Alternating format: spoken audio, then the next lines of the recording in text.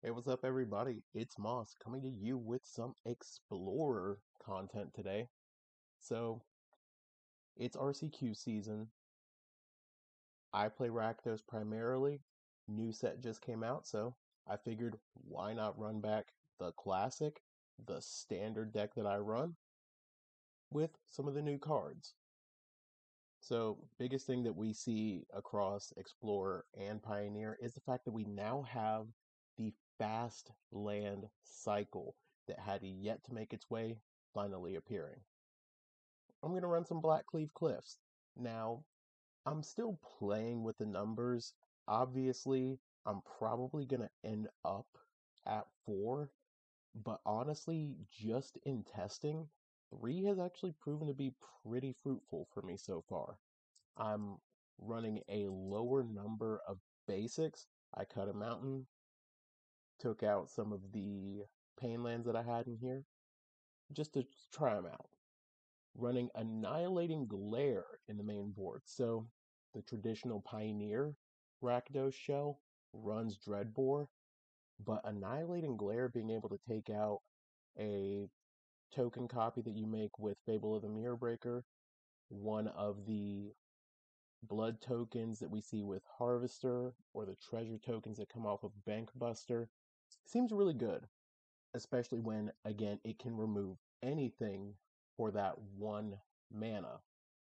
And the queen herself, may she rest in peace, Vraska. Card draw, we get removal, and we have this inevitability that comes with her ultimate. 9 poison counters, and we know that the opponent's done for. I wish that there were better toxic strategies as far as black and red went out of this new set, but you get what you get. So, sideboard, we got the traditional 2 copies of Rending Volley for spirits or, any of those white matchups. Pithing Needle to take out all the stuff that would, be kind of problematic out of like Jund Food or any problematic planeswalkers. Epic Downfall, Extinction Event, and we're trying Anoint with Affliction, all for the mono green matchup. Now, incidentally, all of these also hit mono white and some other bad matchups for us. Anoint with Affliction's probably the most questionable inclusion, just because we're not going to be able to get that corrupted ability right off the bat. And again, if black and red had better poison counter strategies, I think it would be an automatic inclusion in the main board over something like Power Word Kill. But until we really start playing around with the deck a little bit more and seeing what it could look like in Pioneer, maybe it'll be fine on the side. A Braid, deal with artifacts, deal with anything with, 3 toughness. Damping Sphere, this is more of a concession to what actual Pioneer looks like. Damping Sphere is really good against the Lotus Field matchup, something that we don't necessarily see a lot in this format, but with the inclusion that we have seen of Nykthos and the rise of mono black and mono green devotion, because of it, it's definitely going to be a great card to keep as a consideration. Hidetsugu does the obvious thing. Sorin, he's doing the Planeswalker thing. Generally here for grinding matches. Invoke Despair, and another copy of Vraska, just because those mid-range mirrors are going to be kind of big, especially when you have these value planeswalkers that will continue to get you some form of card advantage. But that's everything. I'll see you guys in match number 1. All right, and we are in match number 1. And opponent's making a decision. We're going to be on the draw. Hand is admittedly really slow, but 5 lands, we got something to take there, and opponent's mulliganing. I think we got to keep this one no matter what. Now, we can see here the biggest problem with this deck. all of the fast lands and these man lands, there's a lot of tension between them. That's the biggest problem that we have here. But power word kill, fantastic draw for us. Okay. So the Nykthos matchup. But they're playing the creature variant. Vivien, definitely the more important take out of it.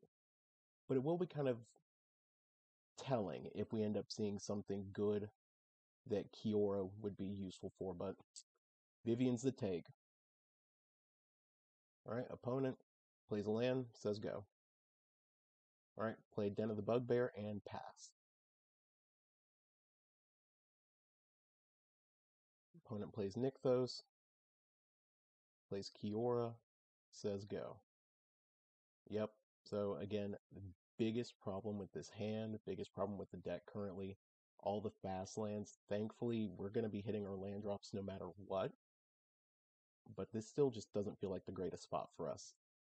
Okay, so they're not only playing with Kiora, they're also playing with Karn, Vivien, just nothing but value.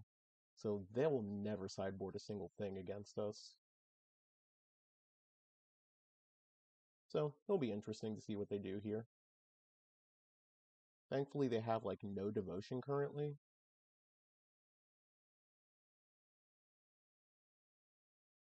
Alright, opponent is playing and untapping with Kiora, I imagine. Nope, they're playing Wolf Willowhaven. Okay. Definitely a choice. Alright. Fetching with Karn. What are they going to get?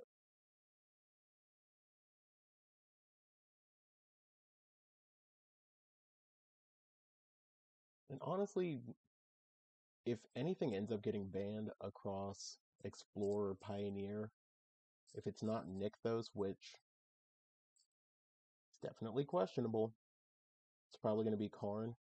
And these decks are still going to exist, and they're just going to go back to the old Vivien version that they used to be.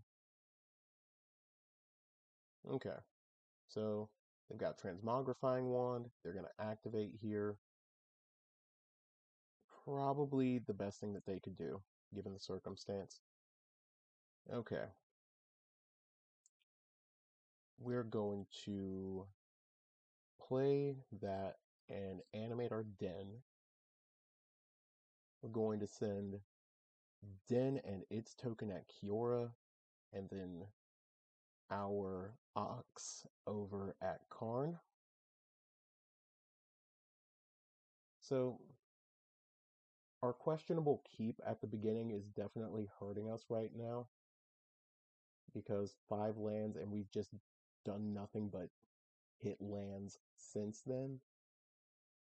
Not the greatest position for us, but we do have aggression. We have lots of aggression right now that our hand is producing. Okay, so opponent blows up their Kiora. What are they going to play here? They've got 5 mana. If they're going to end up playing the Cavalier, we are in a bad spot for sure, because they're just going to use it as an opportunity to get Karn back. They could end up storming this turn, but yeah. So they did exactly what we would expect them to in this situation. Okay. So the thing that we want to do here, I think it's going to be using this turn to play Haunted Ridge and play Graveyard Trespasser. We're going to eat up their Storm the Festival.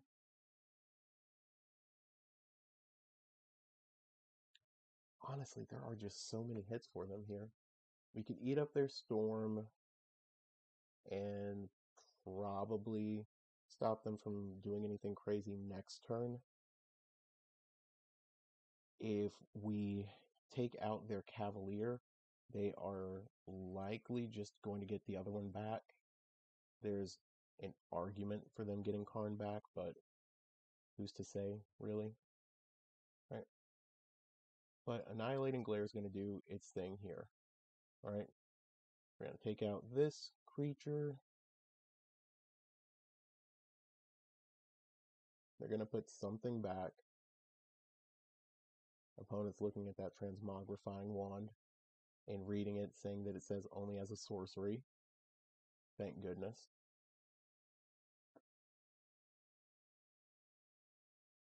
Yep, and they're getting back their other Cavalier. Unsurprising. Swing in for 2. And say go after that. Mono green, despite the fact that Rakdos has gotten so many good cards between Misery Shadow, between Vraska, all of these cards that we can now play, Mono green is still such a bad matchup. It's a little bit more even, but it's still not the greatest. Okay, so opponent plays Cavalier. And what are they going to do? They get Nykthos. They get a bunch of cards in their yard. They can't activate Nykthos, thankfully. So I think our take here is probably getting rid of their Karn. That way they don't have the potential to loop this next turn. Okay, this is actually a fantastic draw for us. So now we get to eat up both of their problematic walkers. Even if they get Old Growth Troll while it's a house currently against us, they don't really have that many great targets. They could go into a crazy storm turn, but that's not really super likely.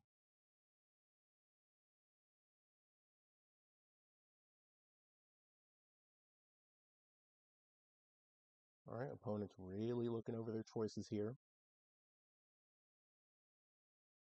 They do end up putting the Old Growth Troll on top. Opponent's at 11. Next turn we've got a activation of one of our lands.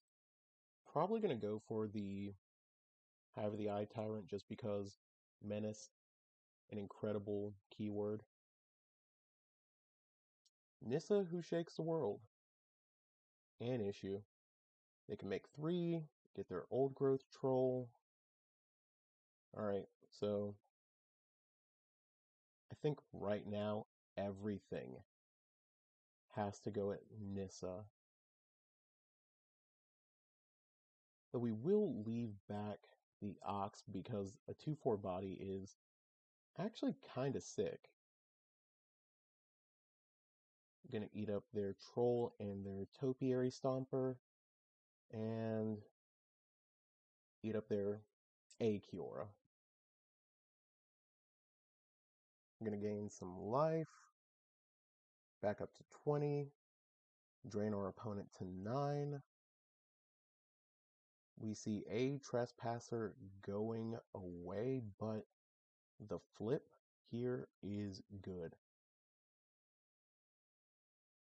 Opponent's got 4 Devotion, which kind of sucks for us, but they're going to have to use their 2 mana here unless they really want to tap down this creature.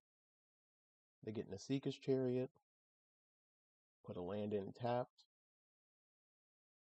and I think we're actually in kind of a winning spot here finally. Now, the question is, what do we want to bring in? What do we want to animate? Because Den of the Bugbear is going to make an extra body. Again, this is just such a weird choice that we are stuck with making.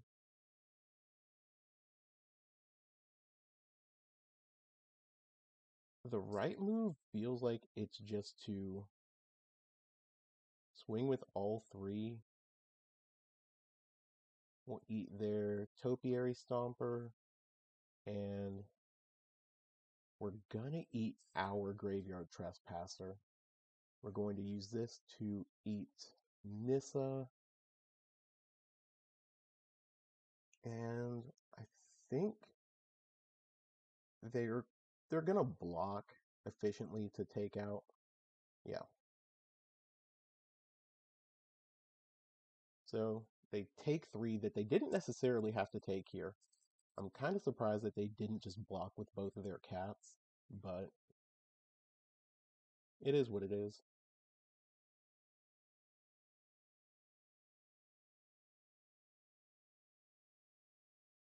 Alright, opponent plays another land.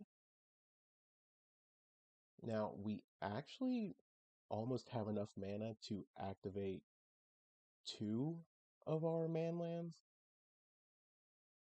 We could... Ooh. Uh-oh. Uh-oh.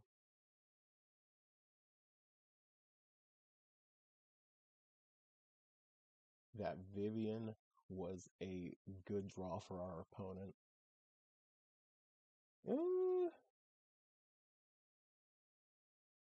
Definitely going to be kind of a house. We are stopping our opponent from attacking, but at what cost? Because next turn they could activate Vivian, and they could get Ulamog, which just does horrific things for us. They get another 2/4. We're just going to take this. They are at 3 creatures. Okay, Misery Shadow isn't bad. And now we, again, gotta ask the question. What do we do to attack here? Because we can animate and get Den going, swing, and they're at least gonna have to take 2.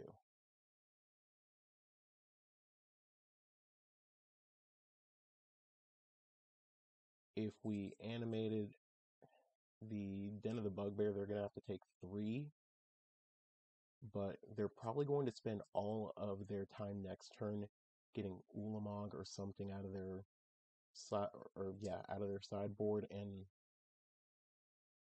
they're gonna have to attempt something crazy. Alright, there's the Lair of the Hydra. We'd almost forgotten about that, so they don't actually have to take any damage here.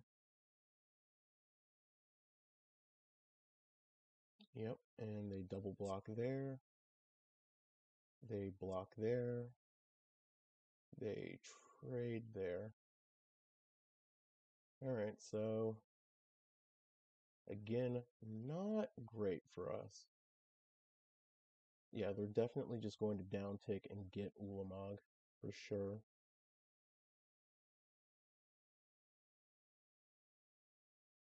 If we get an untapped land off the top, we can double animate or double activate our Den of the Bugbear, which is kind of sick.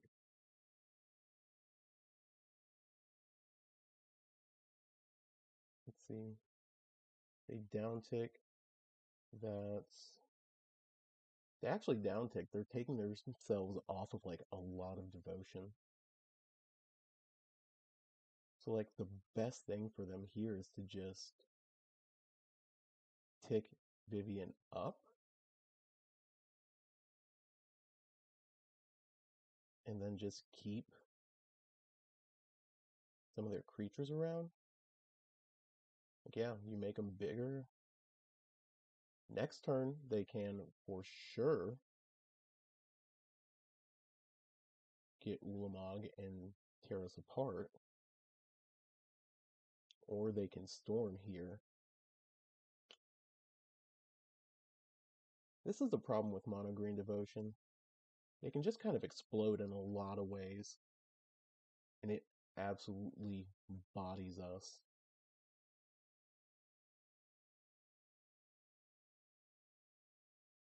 Or opponent could get boat here. Instead, they get the Great Henge. I mean, extra card draw, extra life gain.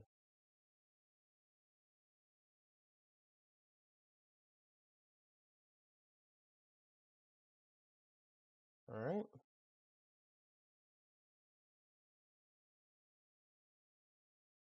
We're at 2 creatures. They animate Chariot, and they're gonna get another Ox. We're gonna take 4.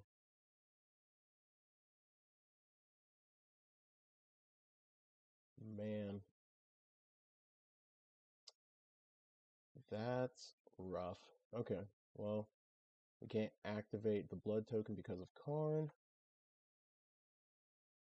So, go ahead and animate this Den. And then we're going to go ahead and activate its ability again.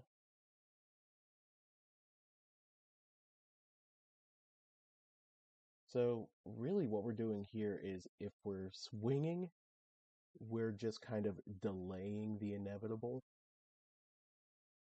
If we try to go after one of their planeswalkers, again, that's still the delay. Here we're at least putting a little bit of pressure. We're getting 2 damage across. We're losing our Den. We get to keep our Oxes, but big whoop.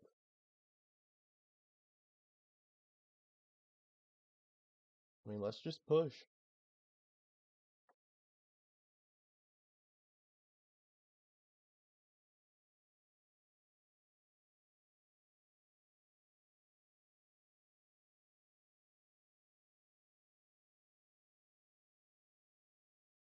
Alright, so opponent takes their 2. And pretty sure this turn they have lethal anyway.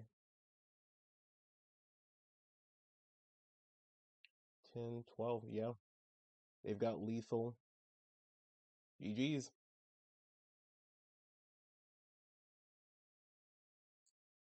Alright, so what do we bring in? Everything. Everything that we can use against them. Abrade's not great. Annihilating Glare's okay. Vraska's way too big for us at this point. Like, she's too big. Reckoner Bankbuster could be okay, but just card draw in and of itself, and the fact that we would have to take a turn off. Bringing in Damping Sphere is good. Bringing in Needle Naming Karn is good. And what else do we need to move out of the deck? So this is the point where we really question the efficacy, the efficientness of Fatal Push. It gets rid of all of their early blockers. Once we get Revolt going, either by getting rid of a Blood Tithe Harvester or using Annihilating Glare, or using one of these treasures off of the Reflection, it's good. Outside of that, though, they're kind of questionable. Thoughtseize is good because we get to wear down their hand. Power Word Kill is okay because it takes out their biggest stuff. But because so many other things come back, and unless we have Misery Shadow on the field, it's not really doing a whole lot. We'll drop those. And then I think we'll just do kind of one of each of Thoughtseize, Fatal Push, and a Bone Crusher Giant, because this isn't killing anything besides an elf. Alright, and then run it back. I think if we had had just a little bit more aggression in that opening hand, would have been solid, but it is what it is. Alright, we're going to be on the play. Hand is a lot better than it was in the first game. Again, the problem of running less basics. This Castle Lochthwain really hurting our overall plan. And do we really want to take an extra turn off, allow them to build? No. Alright. So here we can do something like take their Cavalier, but it's going to take them a while to get there. Their Wolf Willow or their Topiary Stomper. Topiary and Wolf Willow are going to happen kind of regardless of what we do. And we have ways to deal with them. So we're just going to take the Cavalier.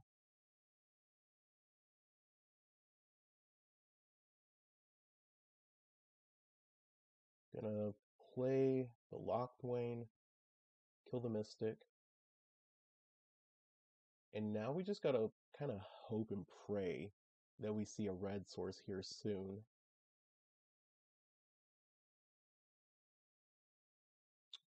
Didn't get the red source, so just pass. This Anoint with Affliction's about to do some work, though. Alright. Anoint with Affliction. Getting rid of their Stomper.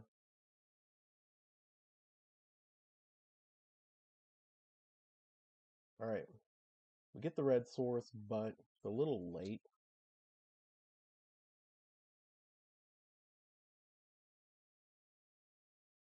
And we're doing well at keeping our opponent off of doing a number of things. And we're going to be able to stomp their thing next turn, so just stomp that. Alright. We're doing a lot of work. We are doing a lot of work. So here's again where we wind up with a big question of what do we do? I want to say we run out the Fable. Yeah, we're using our whole turn, but we're going to be able to draw into hopefully some more mana so we can do more in our turns to come.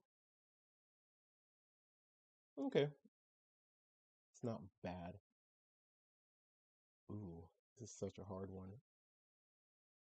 So, honestly, I don't want to get rid of anything here.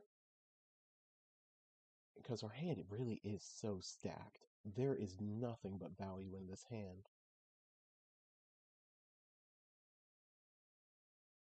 Alright, just going to go ahead and play the Blood Tithe Harvester and pass.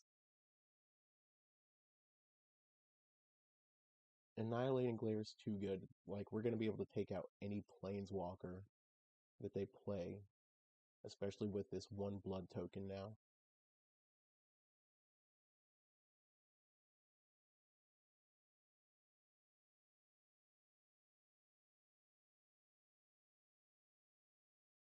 Opponent's looking over the one card that they have in hand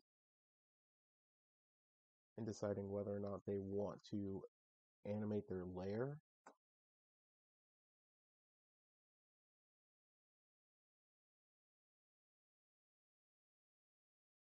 And thankfully, Storm is only a sorcery speed spell. Okay. Let's make them do it here. Instead, they do nothing. It's questionable.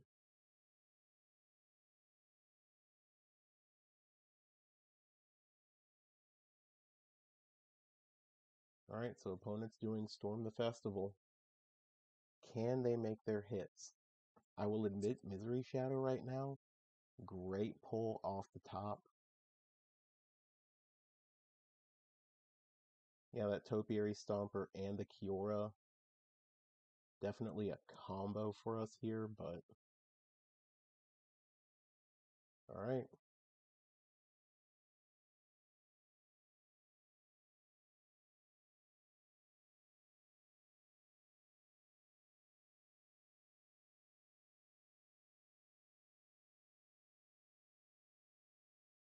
Opponent could just activate and kind of chump the next turn. Wow.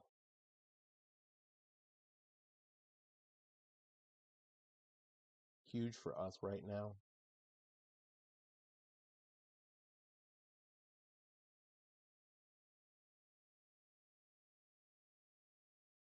Alright, so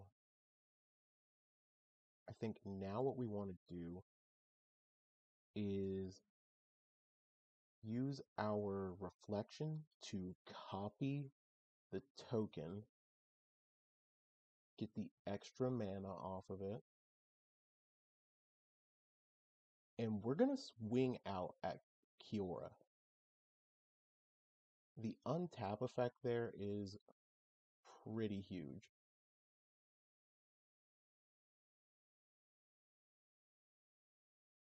Then we're just going to go ahead and play Trespasser, eat their Storm the Festival out of their yard. Okay, opponent scoops it up. Yeah, just way too big a beating. We kind of swarmed them. Okay, what do we want to take out if we take out anything? Croaks is a little slow. Again, we're just in such a weird spot where, like, if we're winning, and if we're not, we're not. Epic Downfall is also a weird consideration here because it's doing the same thing that Anoint with Affliction does without that downside, but its own downside is the fact that it's sorcery speed, but I think we're going to keep it. I think we're going to go as is. Alright, opponent, similarly, running it back. Again, this iteration of Mono Green Devotion that they've got, it never needs to sideboard. Okay, hand is incredible. An opponent's mulliganing. We need lands, but Pithing Needle naming Karn and then Damping Sphere are two huge things for us.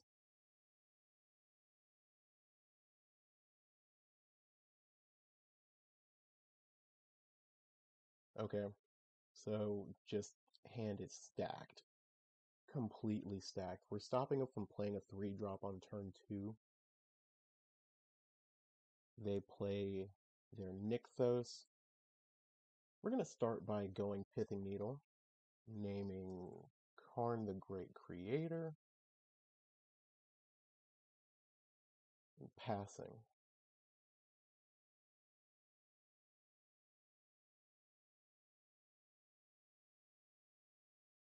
Ooh, an opponent doesn't have any land this turn.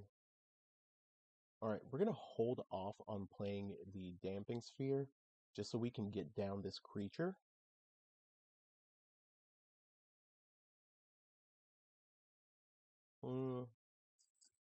Topiary Stomper is good. Alright, we're going to drop the Black Cleave Cliffs here. Alright, Soken's on. Not bad. Not bad. Alright, we're going to Anoint with Affliction.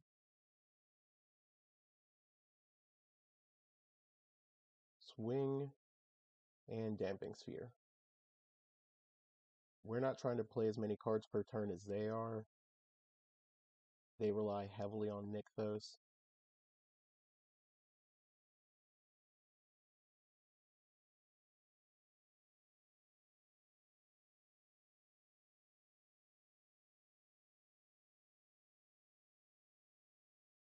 Okay. And this is where the problem starts. Thankfully, we've got Takenuma to get back Shieldred, but this is just slow value. It's a slow beat.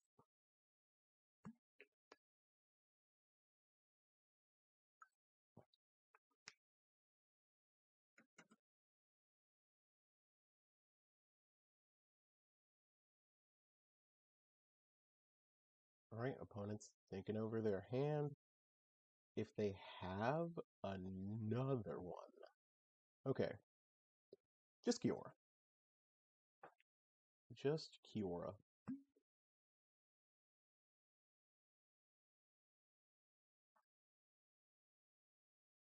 Alright. And what are they going to try to do here?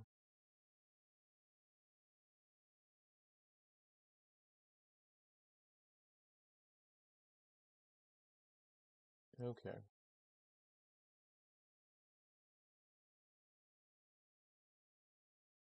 Alright, let's just see what they do.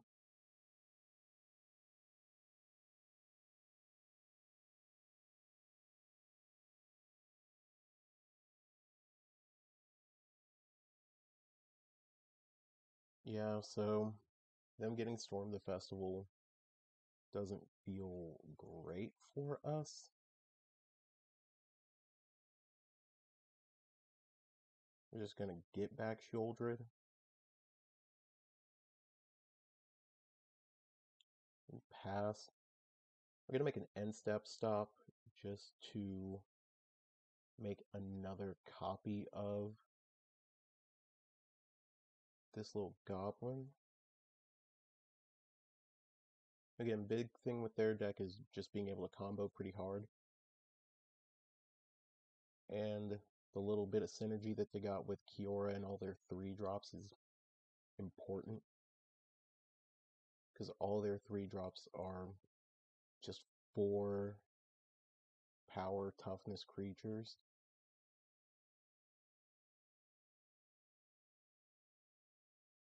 And it can't attack or block, thankfully. Alright.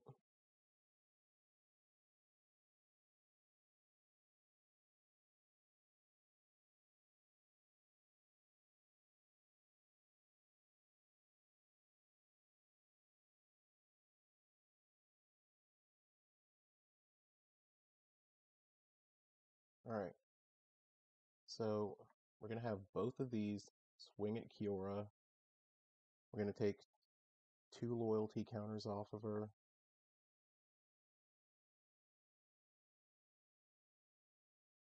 Oh, they're not even going to block with their Mystic. Alright, so make a copy. Kill their Topiary Stomper. Take an additional 2 devotion off the table. Right now they're at 4, 5, 6, 7. So they are right at potentially being able to cast, but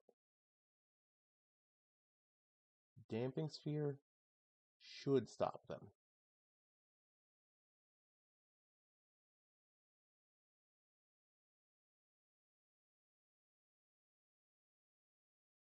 Okay, they play an Old Growth Troll. They draw a card, they take some damage.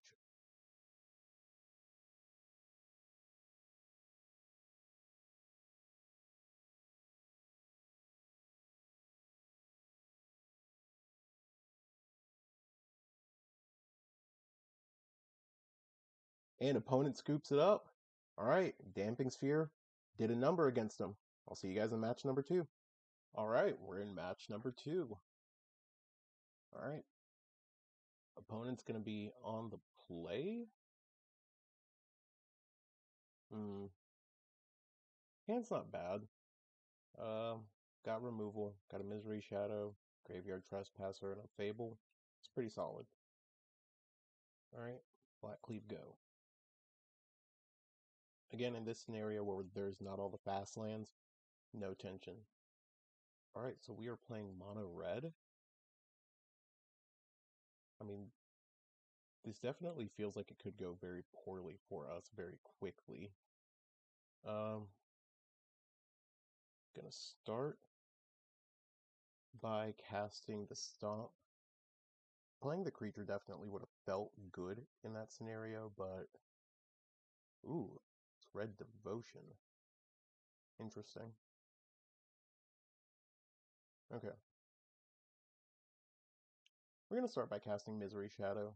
and taking 2 here.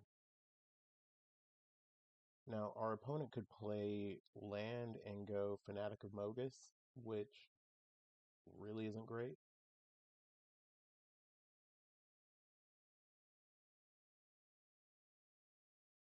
They may just end up playing their Bone Crusher.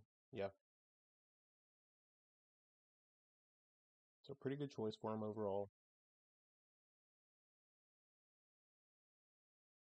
Alright. So now here we are. Let's just start by playing the Swamp and attacking. Opponent doesn't block, which isn't bad for us.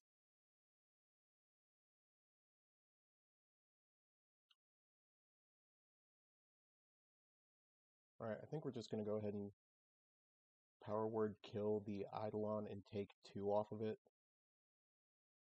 We take him off 2 more Devotion, which is good, because again, Fanatic of Mogus here can do some real damage.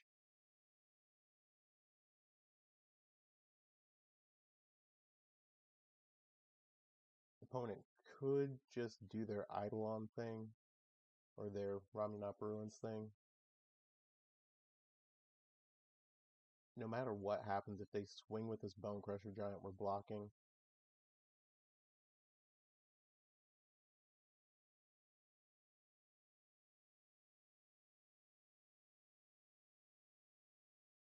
Okay. So, gonna go ahead and get rid of the Blood Tithe. Gonna save ourselves some damage here.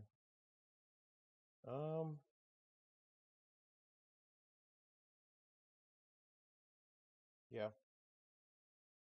Gonna go ahead and play that and pass. Now, if our opponent does any attack that seems like they could have the Ember Cleave, really gonna hurt. And I think we'll want to crack the blood token just in case. But they're looking at our creatures.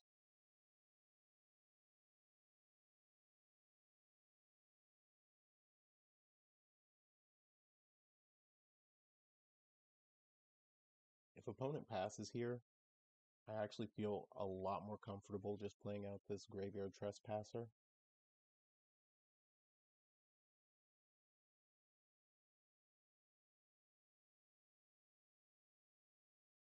An opponent might have 3 devotions, so they're like just above breaking even. Or just at breaking even, rather. Okay.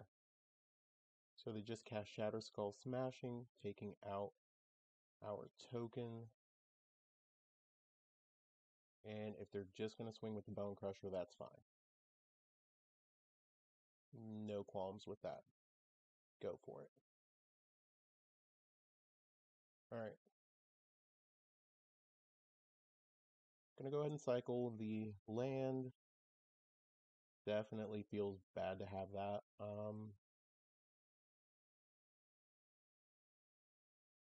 We're gonna go ahead and drop the Manland, and we're gonna keep the other Fable.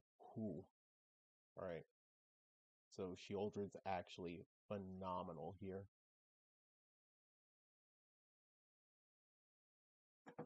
Opponent's gonna take their 2. And staying back with Misery Shadow just because, you know, reasons. Given they can swing an Ember Cleave real easy, but I'm fairly certain these mono red devotion decks don't even play it, despite it being really good for them. I mean, Anax plus 2 extra pips on the table, it's incredible.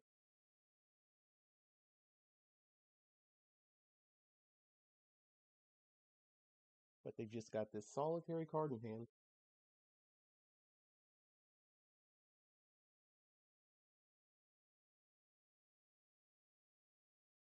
Ooh, opponents in the tank?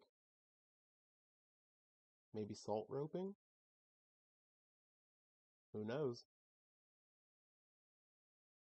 Let's find out. Alright, so opponent cast a Shatter Skull Smashing.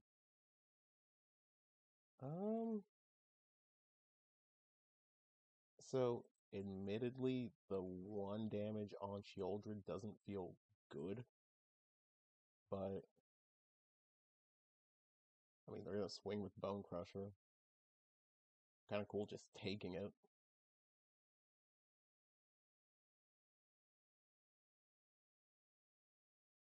Yeah, and now we're in a great spot, so yep. I don't care if we take 2 off of your Bone Crusher. I will admit it does feel bad that we don't have our Misery Shadow, because that would have taken away any pain that came from that. And then we'll just pass. We've got some passive damage on the table. We've got a Graveyard Trespasser threatening to gain us a lot of life, especially with this reflection of Kiki Jiki. Fanatic Amogus is only dealing us like 4. Okay, Reckless Stormseeker's really not doing a whole lot either. Like if it gives itself haste, block with Sheoldred. Okay, they just swing out, so they know that they're dead. Really. And I'm cool just taking the 3 here.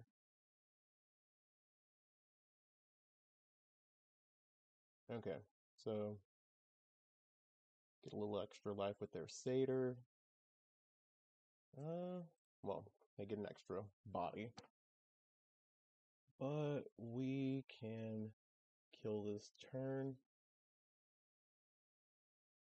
Just eat their Annex. And swing. Trigger. And trigger. Alright. An opponent scoops it up. Alright. Sideboarding. I mean, Thoughtseize is almost an automatic cut. Anoint's phenomenal here. Downfall's pretty good. Soren's pretty good. Honestly, both of those are really good for us. I think dropping Reckoner Bankbuster, adding those 2 epic downfalls, and then Soren, pretty good. Alright, and run it like that.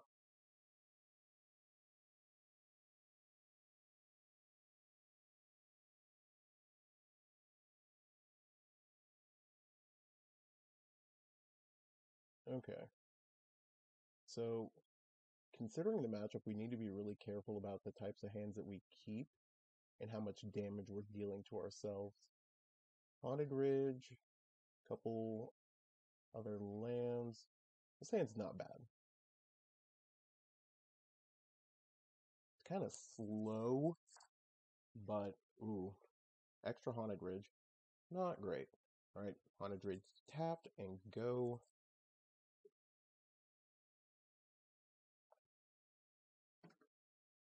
Alright, an opponent just passes. That 2 mana up definitely seems iffy. They've got like a stomp in hand to take out this Blood Tithe Harvester, which hate to see it, but you know it's there. Gotta make them have it. Now, our hand is stacked with removal, so no matter what, we've at least got something that we can use to deal with anything on their board. Wow. They're getting rid of 2 of their Shatter Skull Smashings. Interesting. Alright, we're just gonna play the other Haunted Ridge and pass.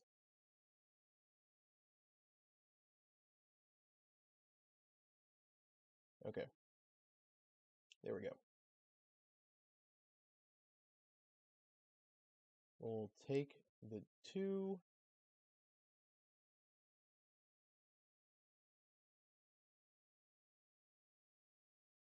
Ooh, Perfect. Alright, we're going to play Blood Tithe here, and then see what happens.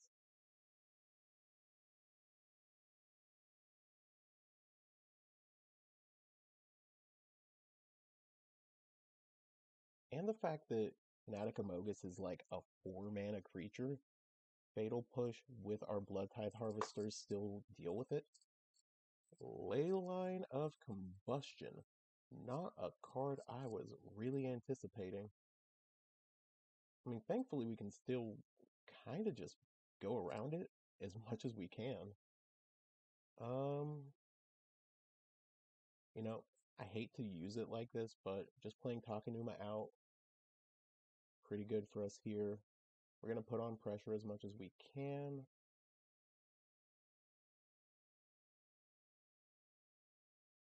Another Annex. Okay.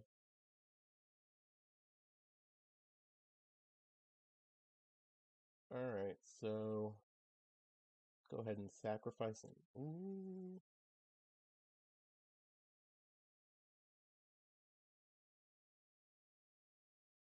Ooh, this is so tempting. Okay. Yeah, we gotta do it. Alright, Annihilating Glare, a sacrifice, a blood token.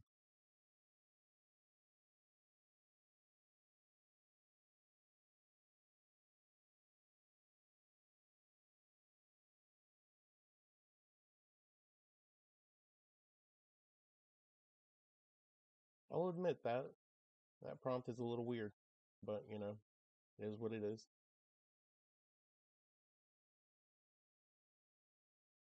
Okay. So swing for 3 and pass.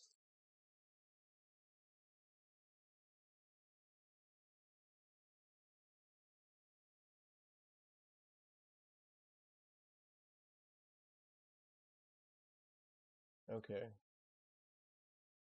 So now we need to be really careful.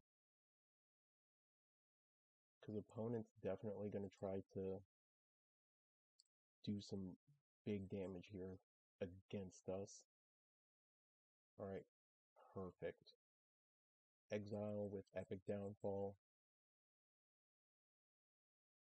Are they going to go for it here? Okay, so right now we are racing as much as we can. Man. Alright. We're gonna swing.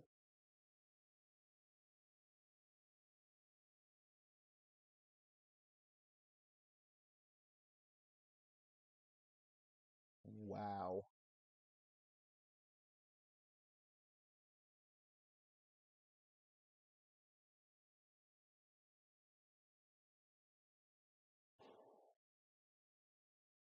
Okay, so this Dominus is actually gonna do some huge stuff against us right now. And the problem is we won't be able to revolt. The opponent's holding on to their cards right now. Okay. We're taking 4. We're taking 4 to the... Oh no, we're taking death to the dome. Wow. Okay, Fanatic of Mogus and Slotham are definitely a combo. And definitely not one that I had anticipated. Okay, so that Leyline of Combustion.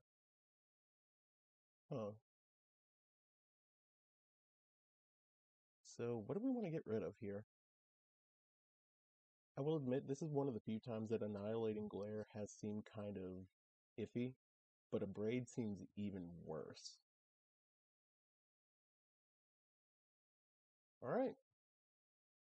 And this is definitely a pretty bad matchup for us because all of our removal is targeted with the exception of the Invoke, and even then it targets the opponent.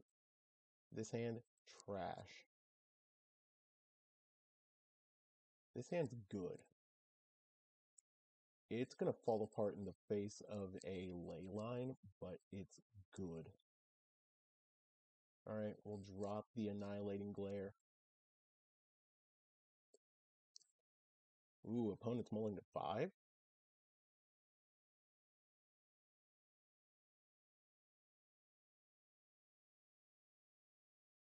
Alright, so opponent's really digging hard for that ley line of combustion, but if we can... No. Opponent didn't get the ley line of combustion out. Wow, okay. Alright. So, now everything's really just riding on us playing this Shieldred.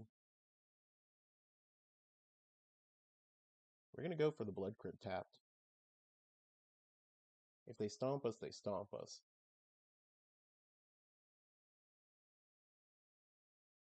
But dealing with Slow Fem and dealing with the ley lines are pretty important for us here. Alright. Exile with the Anoint with Affliction. The card's really proved its worth today. Just in these matchups alone, I am definitely higher on this card. I just wish that there were better ways for us to get poison, at least in Eternal formats. Pioneer and Explorer, they're kind of stuck with everything just from one. Okay. So let's go ahead and put as much pressure on our opponent as we can. Swing for 4, they take 2 more in their upkeep. And then next turn, we threaten lethal.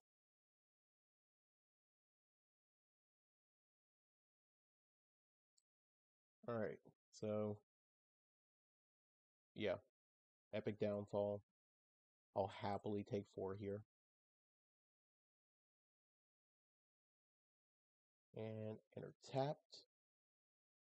Swing 5. And opponent scoops it up. Alright, we're 2 wins in. Did I have fun? I did. But I know my opponent didn't, so we'll give him the frowny face. Alright, see you guys in the next one. Alright, match number 3. And we are on the play. Double Thoughtseize, Trespasser, Vraska, yes. Immediate keep. And might be painful, but good golly if it is not an amazing keep. Alright, so we're playing against blue-white. So I think, as bad as Authority of the Consuls might be for us here, we're going to go ahead and take their Search for Azcanta.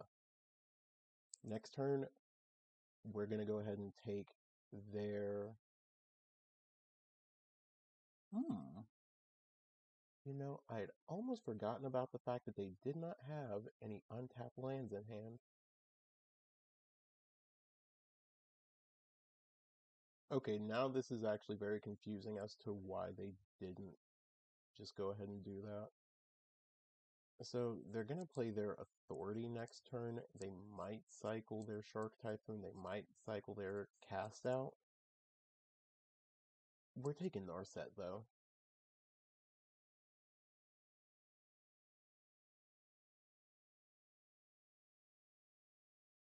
And Fastland, Trespasser. Eat up Narset. Cool, you get to gain your life. Go, opponent. You do your thing.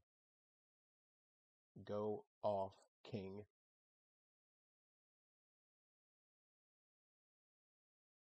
Alright, swing. Yeah, we're going to eat your Search for Azcanta. Are you going to make a Shark to block? Nope. Alright, play Blightstep. Next turn, we have the ability to play Vraska, but we really want to see them tap out.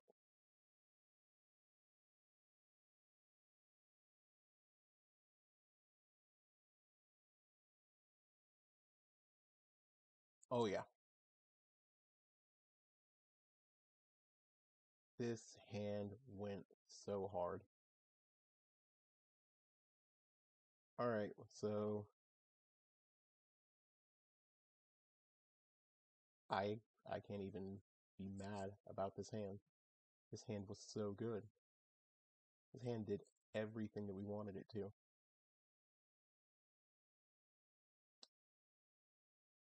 We might be going to 13 next turn, but that is fine.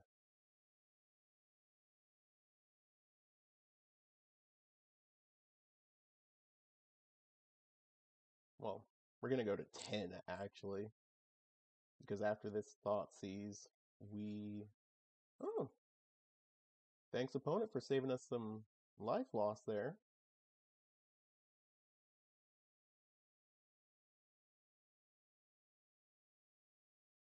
Alright.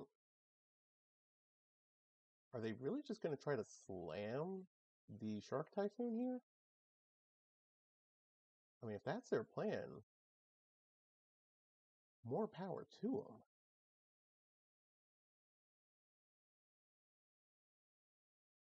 Ooh, buddy. Alright.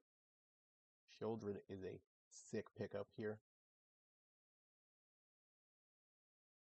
Are you going to cycle the Shark Typhoon? Cycle for 3. So they really just put themselves like right at range. Okay, yep, you got us with that one, opponent.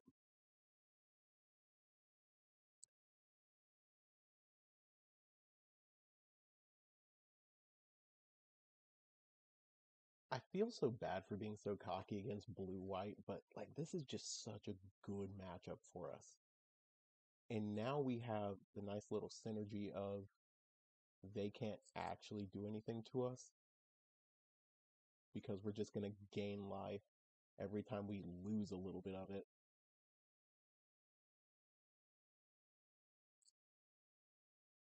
Okay. Oop. Didn't mean to hit the no attack button, but you know what? Slow and steady. Wow. Okay, so Supreme Verdict definitely didn't feel great for us right there.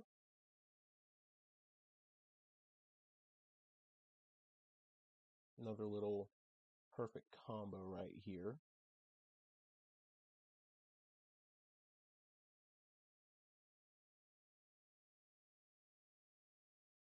Okay. Um, you know what, yeah. We'll have counters to both of them. And now Vraska's like right at that point.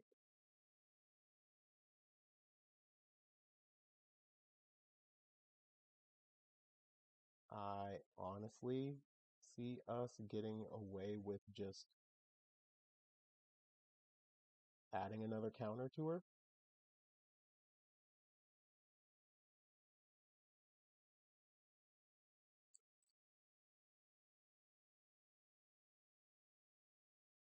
Okay. Cycle this Abrade.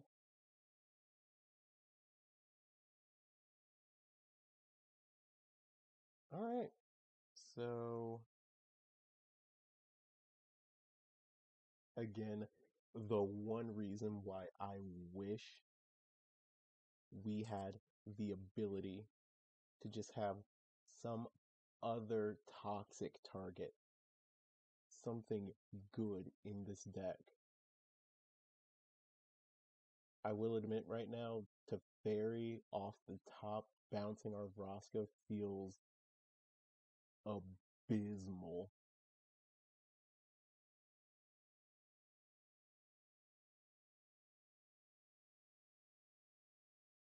But also knowing that there's no way for them to get the 10th poison counter, equally heinous. Oh, opponent, you are the worst. Yeah.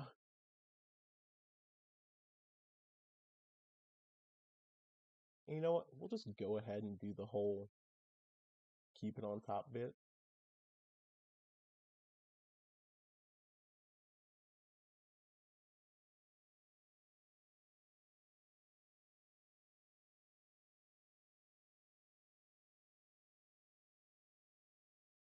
Mm, let's make it those two.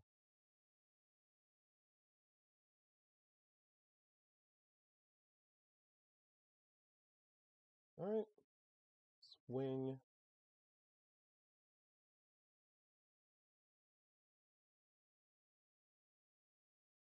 What's opponent gonna do? Oh, wait a second. About to say they could have played Vraska. Basically, or not Vraska, Narset, and do the whole almost Days Undoing combo against us.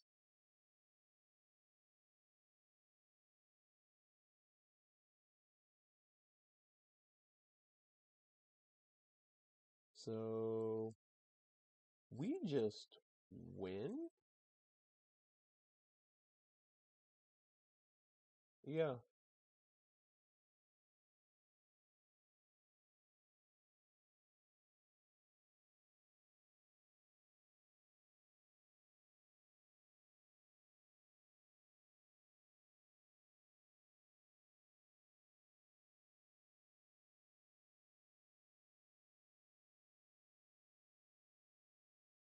You know, I am slowly realizing all the problems that do come from this exact scenario, but hey, at least we win.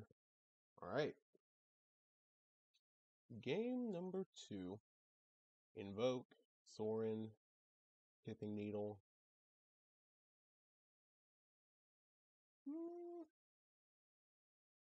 This other Vraska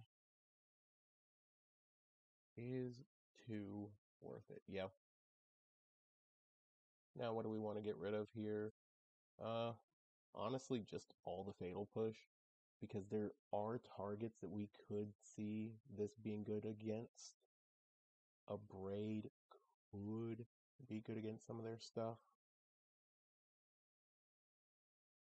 Hidetsugu Consumes All is actually kind of fire against what we saw there with the main board copy of Authority of the Console.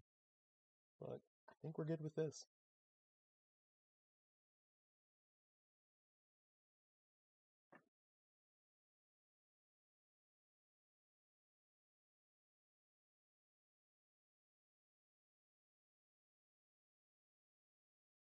Okay, opponent's gonna be on the play. I do love their little, like, ice bear avatar. Definitely perfect, definitely adorable. Ooh, could not look at a better hand.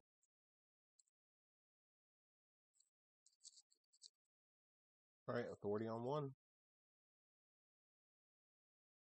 Again, a phenomenal card just for our opponent to have, but we're going to put a little bit of pressure on the board. Start by getting a Blood Tithe Harvester.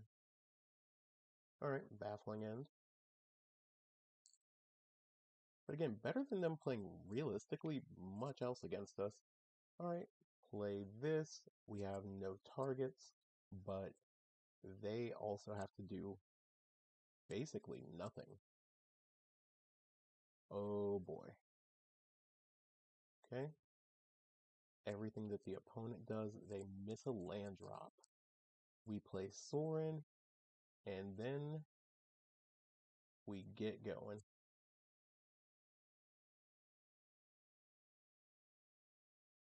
Now, if they tap out for anything this turn, kind of turns out well for us. I mean, I really want to see them, like, go for Narset, but we're just going to do Fable and Blood Tithe. Let them draw their, gain their 2 land, gain their 2 life, But, like, we're ahead by so much right now.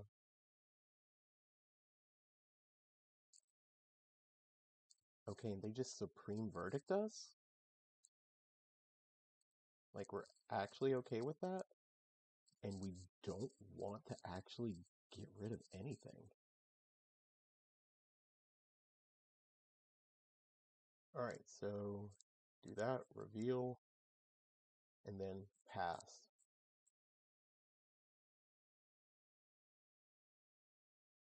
Opponent's only got 2 cards in hand. Ooh. Okay, so here they're gonna get rid of Sorin? Which we're kind of okay with? No, they get rid of the Fable of the Mirror Breaker.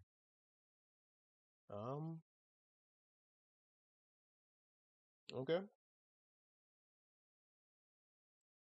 Are we cool with this? Yes. And honestly, we're just gonna go ahead and play that and just invoke Despair. They're gonna end up getting rid of their Authority of the Consuls, I imagine. Oh no, they get rid of a Baffling End. Okay.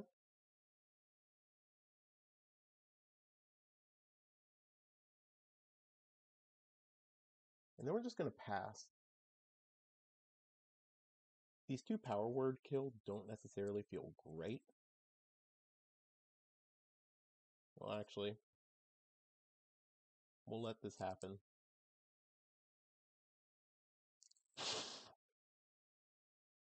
Okay, opponent. I don't think they realize just how bad this is going to be for them. Wow. Again, I hate to feel so cocky about it, but damn it, this isn't great.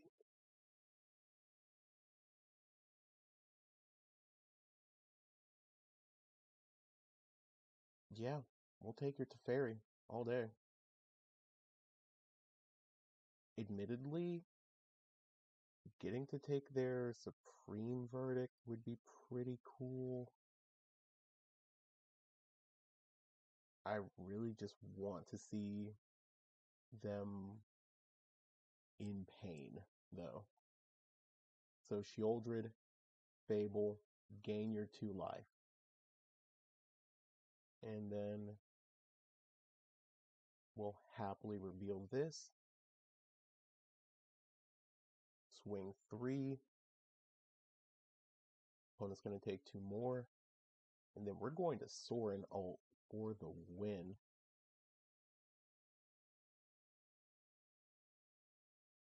Or we can go for the insult play. Oh man, yeah, no. We're definitely going to go for the insult play. Holy cow.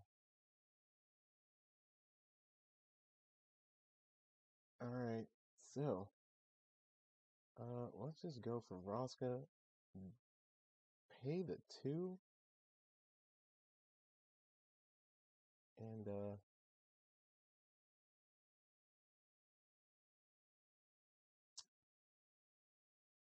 yep.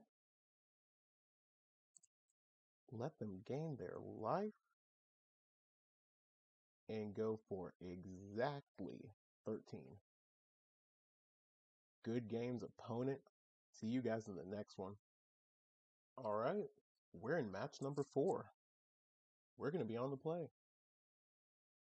Hand is good, but a little slow. But I think we can actually get away with it, considering we've got the 2 Thoughtseize. And opponent mulligans once. Alright. Ooh. Alright. Mono blue spirits. So I want to take the Mausoleum Wanderer here because being able to counter any of our things is actually great for them.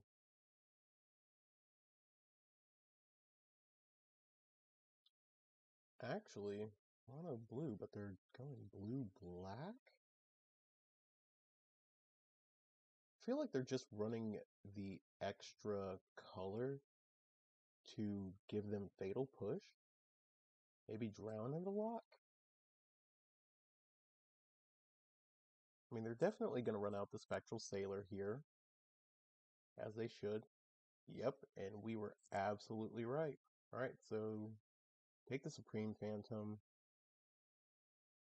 They get to draw their card, which admittedly doesn't feel the best, but we know that their only chance of actually beating us right now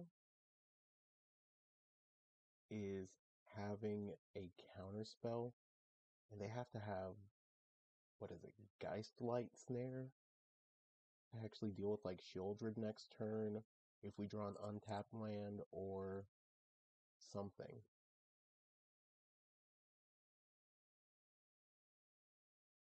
Okay. So they use their Fatal Push. They play their Curious Obsession.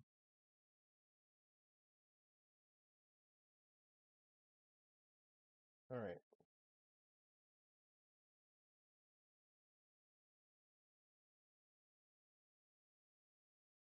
Interesting that our opponent has like a stop here.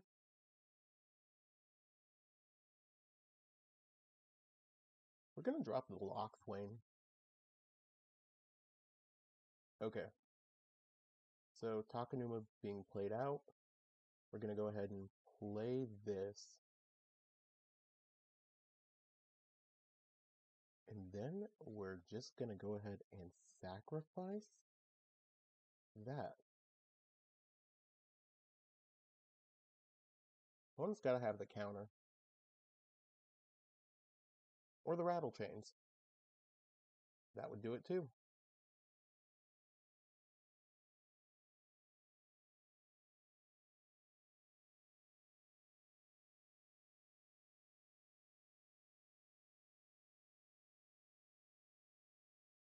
Thankfully, Rending Volley is going to be kind of great for us here. Just absolutely cracked as a Magic card.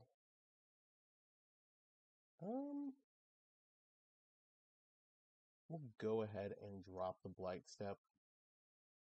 Wow. Alright, Mono Fable. Let's see what happens here. Okay, so opponent goes ahead and draws a card. But now we get to kind of just say to everything that they do to us damage-wise.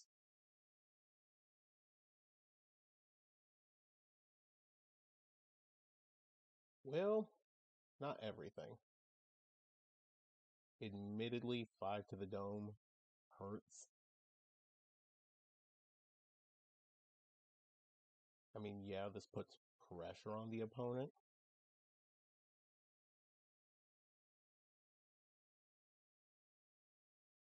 Okay.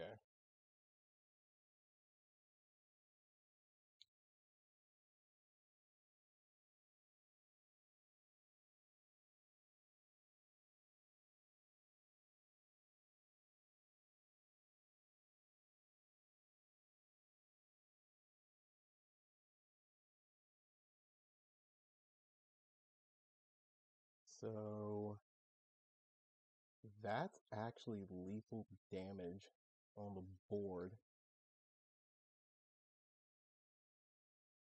Like, opponent doesn't have to worry. Let's just see if they do anything. Yep, they know that they don't have to worry. GG opponent. Alright, so hand was maybe a little too slow. We got a little cocky there. Alright, Hidetsugu consumes all. Anoint with Affliction. Extinction Event seems okay, but Rending Volley. Soren's actually great here. We're dropping Vraska. Annihilating Glare is a little slow. Reckoner Bankbuster's not doing a good bit for us.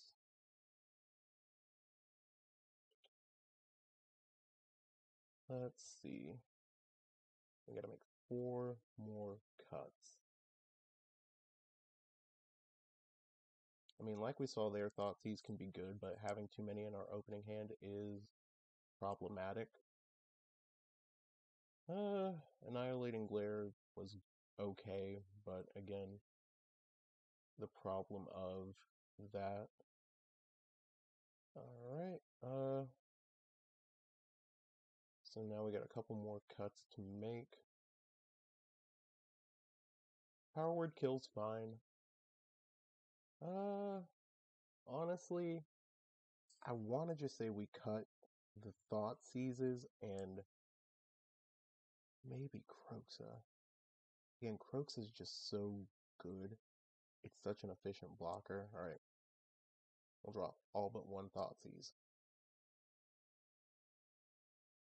And we could have kept the Annihilating Glare, but it is a sorcery speed removal.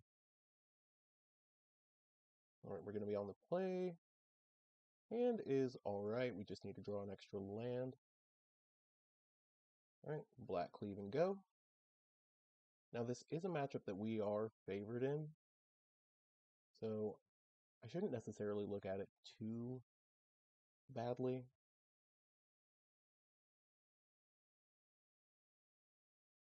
Alright.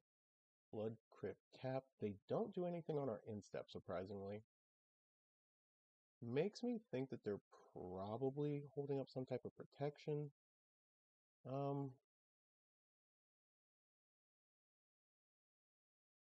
Let's make them do something.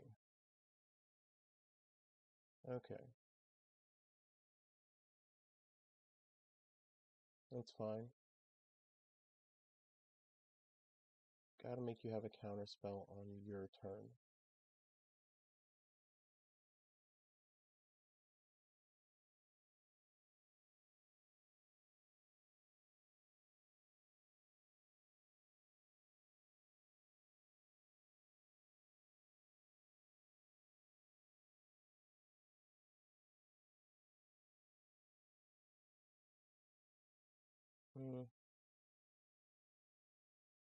Okay. So, admittedly, using 2 removal spells there does seem a little bad, but we get to do Sorin and downtick to make a life-linking creature that blocks everything for them. That's one problem with Rakdos, is just the lack of flyers. If I wanted to really lean into the toxic synergy with Vraska, there is a good flying toxic creature in black, but is it good enough to really play in this deck over Graveyard Trespasser, Fable of the Mirror Breaker, or Bone Crusher Giant? And the answer is no. Alright, so opponent realizes that they are stuck where they are. Yeah, we'll go ahead and just draw it. Play out a Bloodtithe Harvester.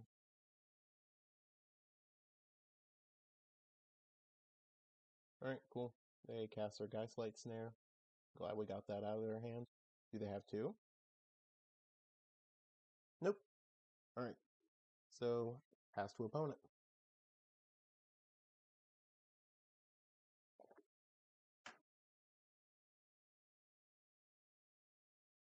Again, having Fatal Push, great for this deck, because now they actually get some pretty good blockers.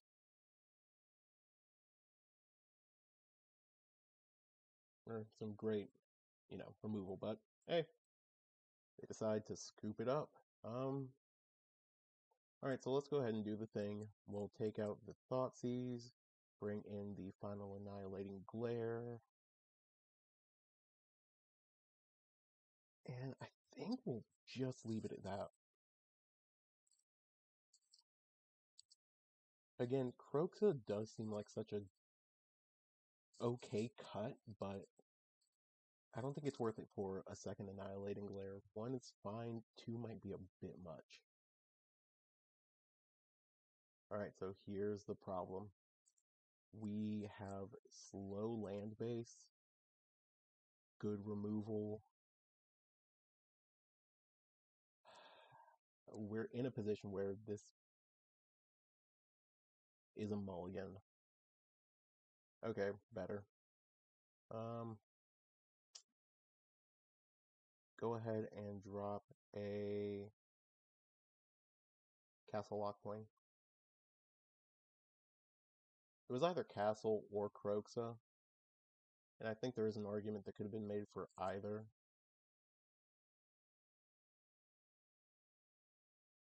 But, well, actually, I'm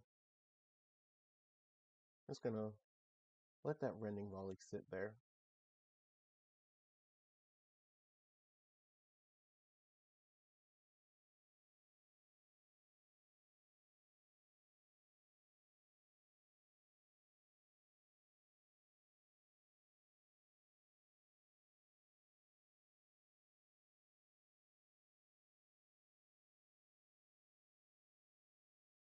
Alright, so gonna go Swamp, and I actually want to go for Misery Shadow here. Again, Phyrexia seems so good, but I just feel like there's more that we could be doing. Now, if they went for something like Curious Obsession here, or even Combat Research, we would definitely feel bad about the position that we get put in as a result.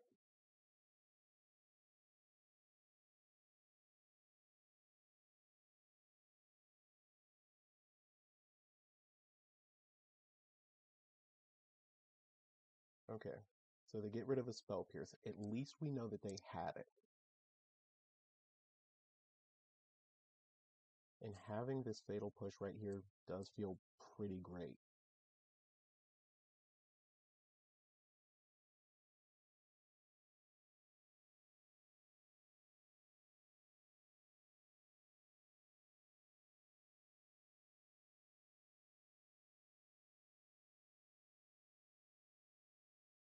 Alright, opponent doesn't do anything else.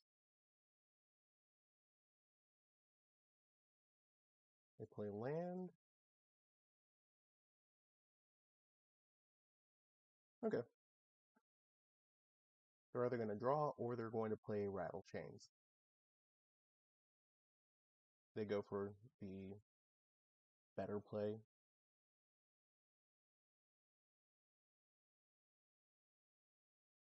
Now, if we draw a land here, like land, Graveyard Trespasser, well, not the land we were hoping for.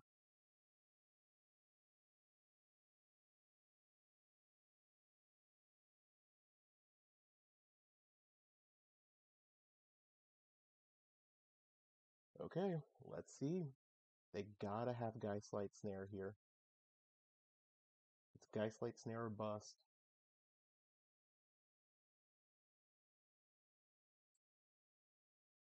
If they were holding on to the Lord this entire time, that would have been great. Opponent plays a Curious Obsession. Huh. So they start beating in for mana. Or for some real big damage, actually. They can draw a card.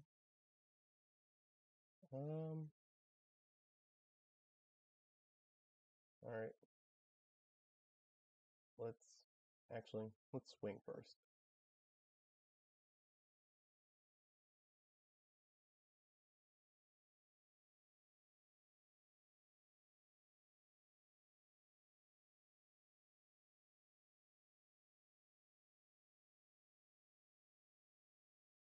Alright. So now we're going to sack a creature. Do that.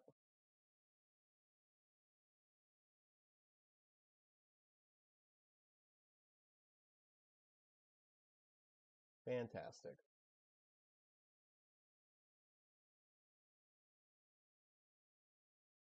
Alright. And now we've got enough stuff in our graveyard Ooh. Huge play for our opponent. Huge play.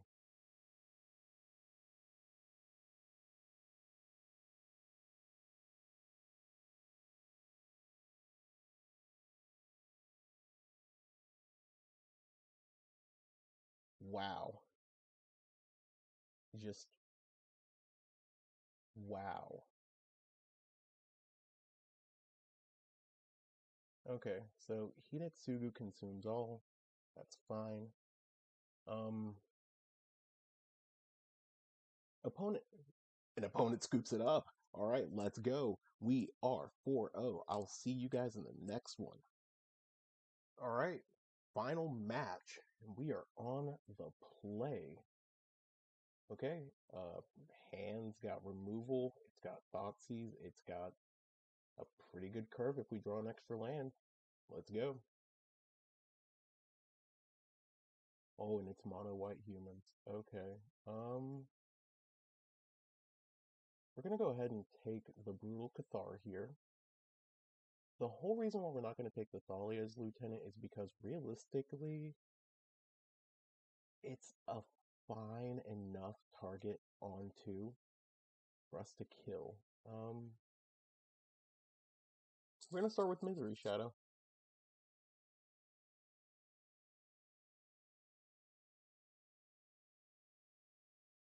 And then this turn, we're probably gonna swing. We'll take it, no problem.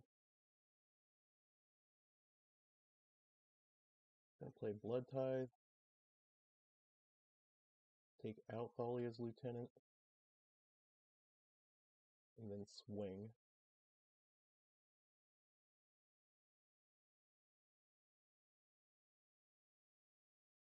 Opponent plays Brutal Cathar. Probably good on them to take that.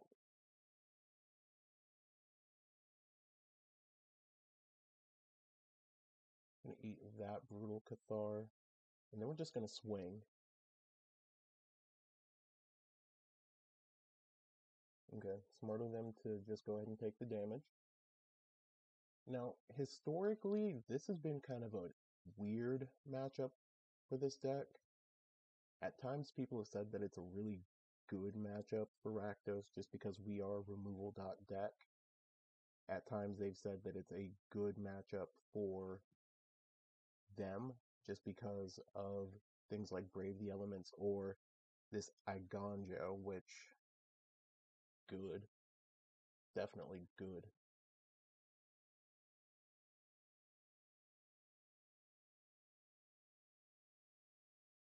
And realistically, we should have gone for the block with our Graveyard Trespasser, but we didn't. Next turn, if they have Brave the Elements, we are in a world of hurt. Like, there's no denying that in any way whatsoever. I mean, let's just see what happens here. We're going to cycle this blood token. Any removal right now is great. Alright, let's see. Biggest threat's this right here.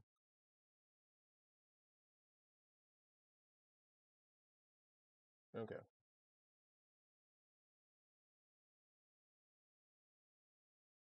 Now we're gonna hold back this turn. If only because we know that blocking like any of their stuff right now is not going to turn out well for us.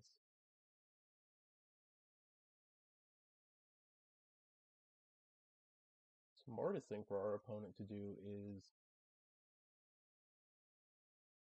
to just go ahead and cast Brave the Elements.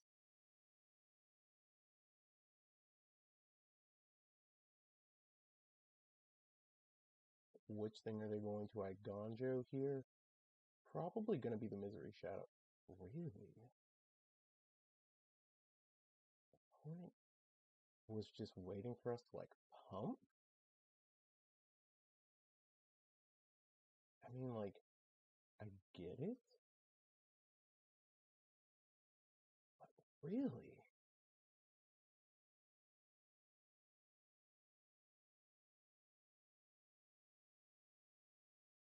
Okay, so they had another recruitment officer. Um,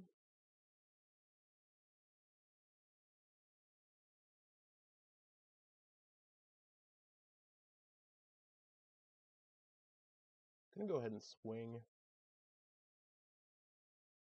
I know taking it here really doesn't feel great.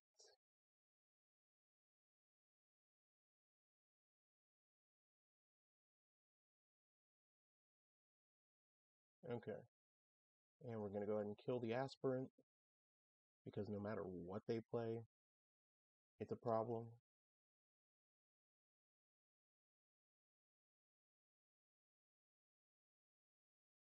And this is how we come back. Like, we just snowball creatures in removal, and they have to answer, like, everything.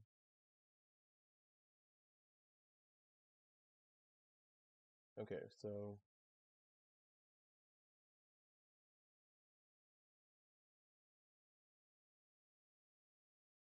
I mean,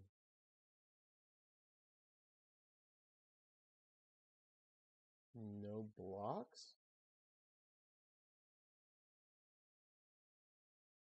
And then we just animate?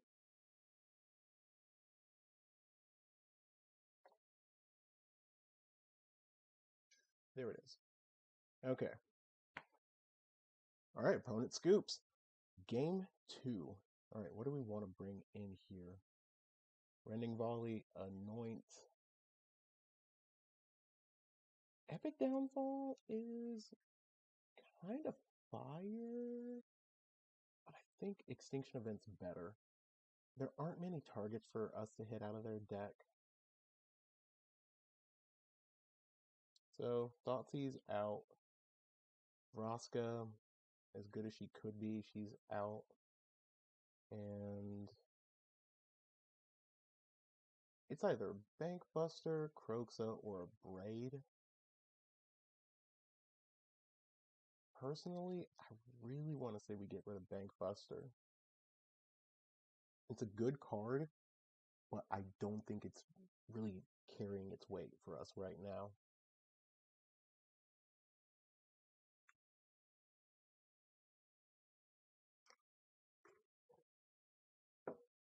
Do love the Squee avatar though.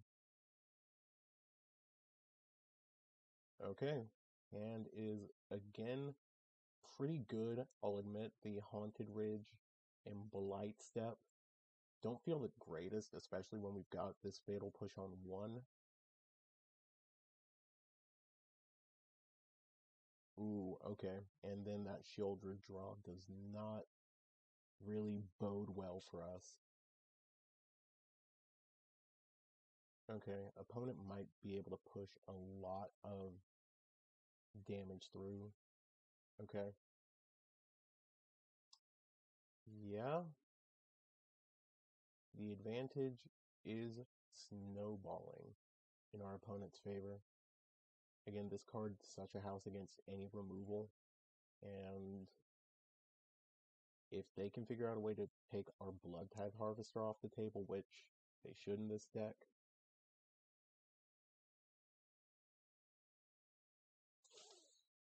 yep. Alright, I feel like we gotta block the Dauntless Bodyguard here, like, no matter what, it's the first thing we gotta block. Okay,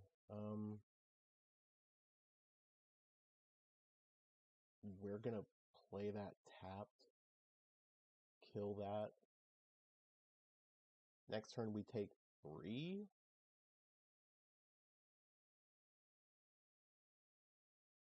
Maybe a little more?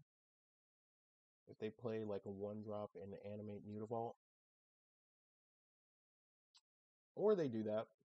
Yep, Adeline does the thing. Okay.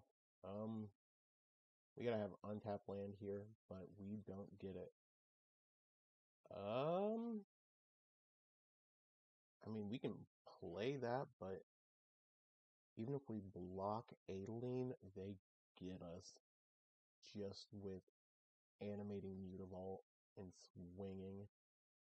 So that's 3, 4, 5, 6, 7, 8, 9. Yep. Alright, that's game. Alright. So now we've got the tense game 3. Again, we knew that that hand was kind of slow going in. Alright, Hidetsugu consumes all coming in, dropping Kroxa. Alright, this is it. This is the one for all the marbles. We're going to be on the play. Alright, we can go Takanuma on 1. Yeah. Actually, you know what? Haunted Ridge. We're going to lead on the Haunted Ridge. The tap land, make them play out something. Alright, and there we go. Let's go Blood Tithe. Because they're not going to want to swing.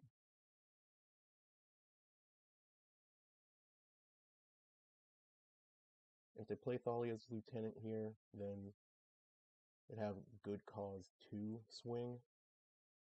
But right now they just don't. Alright, and then we're just going to cast Annihilating Glare. Here, we're moving. Again, Annihilating Glare and Anoint with Affliction, phenomenal cards for us in this deck. The lack of corruption is not really bothering us a whole lot. And again, this card's about to do just work. Is it going to do the same thing that other cards would do in this situation? Cards like Epic Downfall, yes. But being able to do it at instant speed is really good. And then, again, it gets around Brave the Elements. There's a lot that this deck does that we are absolutely okay with. Okay.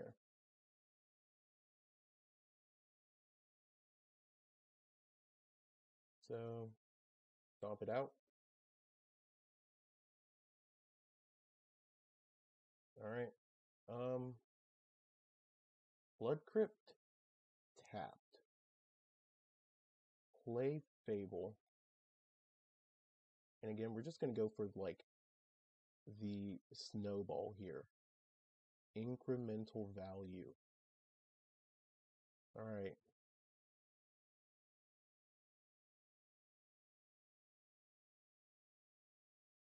Cool. Drop the Den of the Bugbear. Fantastic. Untapped land. Does the trick.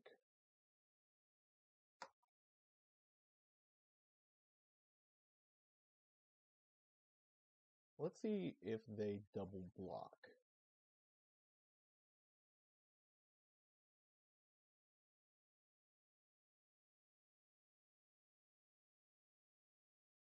Aha. Opponent thought that they could get us with that one. I am thrilled with that scenario. Hopeful Initiate.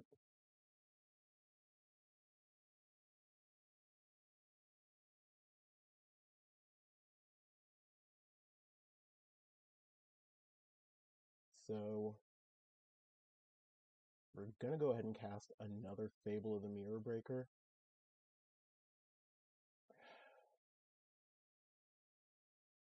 I feel like we want to go ahead and just push with this Bone Crusher Giant because next turn we just get to start doing the Blood Tithe Harvester thing. An opponent cast. Alright, we did it. We got the 5-0. See you guys in the wrap-up. So, what do we think of this new version of Rakdos Midrange? I mean, Rakdos Midrange did Rakdos Midrange things. I will say, the inclusion of Annihilating Glare surpasses, in my opinion, the original Dreadboard list. I think this is a strict upgrade. While you may have to sacrifice an artifact or a creature, you basically had to give up 2 mana and potentially give up an entire turn's worth of play previously with Dreadboard, at least in certain matchups. So I think Annihilating Glare is definitely worth including in these lists going forward. Vraska carried her weight. Do I think she's better than other planeswalkers that we could be running in this spot?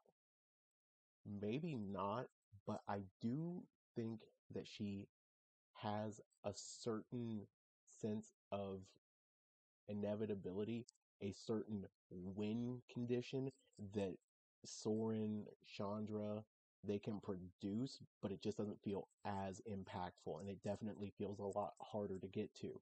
Plus, that -2 being more assured removal than we would see with Chandra definitely feels fantastic. We've got, realistically, a good sideboard. Anoint with Affliction was a house, and it may honestly be worth cutting Epic Downfall, albeit most decks have stopped running this in larger numbers. Anoint with Affliction is definitely a card that has a lot of upside for very little downside. You might not be able to get rid of a Cavalier, you might not be able to get rid of a Sheoldred, but everything else in the format flounders before this thing. So it's worth including, for sure. But that's everything. I'll see you guys next time. Don't forget to like and subscribe to our channel. Peace.